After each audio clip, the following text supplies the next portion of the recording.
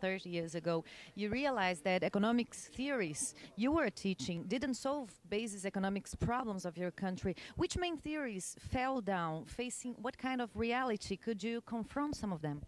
Well, you talk about the free market and you talk about investments and so on, change the life of the poor people. But no matter what we did, it didn't work out for the people, for the poor people. They were hungry, they were in the famine situation. So I was looking for, is there something directly that I can do with individual persons? And I discovered many things. One of them is the moneylenders, how they squeeze out everything because they have the power. So I tried to fight the moneylenders by lending money to the poor women and poor people in Bangladesh.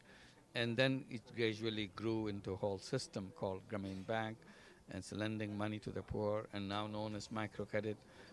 So this is one. This is the failure of a financial system. Financial system is very concentrated for the privileged people. Two-thirds of the world population has no business with the financial institutions because they, in the eyes of the financial institutions, they are not eligible to do business with them. So what kind of financial system is it, which you ignore two-thirds of the world population? If you look at Brazil, I'm sure there's a large number of people who cannot do business with the conventional banks. So we need a system which is inclusive, not exclusive for the privileged people. So that's the kind of system that we are talking about. This is one institution we are talking about. If you look through other institutions, probably you'll see the same thing. Although it says that it's open to everybody, actually the rules are made in such a way many people are excluded. So those rules have to be changed, made it open for everybody. Yeah, some specialists say that global warming can provoke dramatic changes also here in Santa Catarina as hurricanes. So we just said a powerful cyclone just battered the coast of Bangladesh and thousands died and lost everything. How can an institution like yours help them?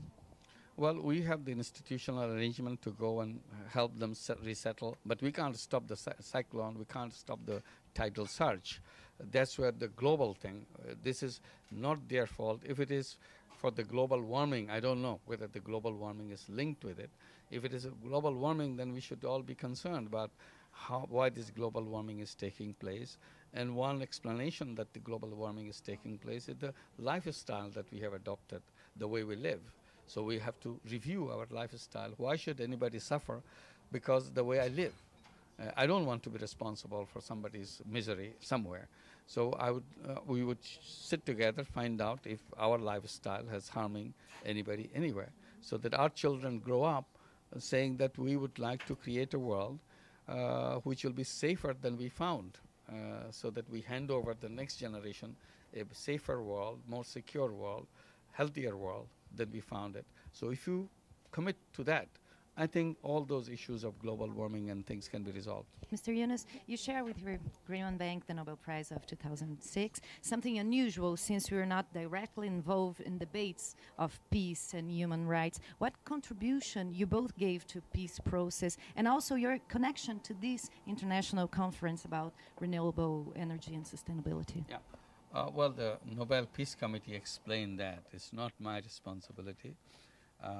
They explain, and I believe this is what we have been raising again and again, poverty is a threat to peace. As long as you leave poverty behind, that becomes the breeding ground for all kinds of disorders, all kinds of terrorism and militant activities. Because it's very easy to find people to fight your war if you just give them food or a little bit of something. They will pick up the gun and do anything you want them to do. So as long as that situation remains, you cannot build a peaceful world. So the more you can remove poverty, the closer you come to achieving peace. That's the point we have been making all along. And also, Nobel Peace Committee raised the same point, that you cannot build peace, permanent, sustainable peace, leaving people in poverty.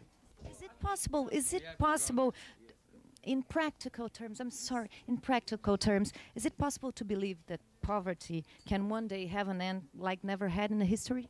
Of course, yes, that's what we are heading for. I mean, that's why we adopted the resolution called Millennium Development Goals. The number one goal is to reduce poverty by half by 2015. And if you believe that we can reduce it by half, we should be believing that we can reduce it to zero. And that's the direction we are heading for. And my only point is, let's do it fast. Don't take years and years and lifetime of several generations. It could be achieved much quicker than we imagine. Yeah. Thank you very much indeed. Eu pergunto ao professor Yunus que teorias econômicas que ele costumava ensinar numa universidade de Bangladesh caíram por terra diante da realidade de fome nas ruas do país, como ele afirma.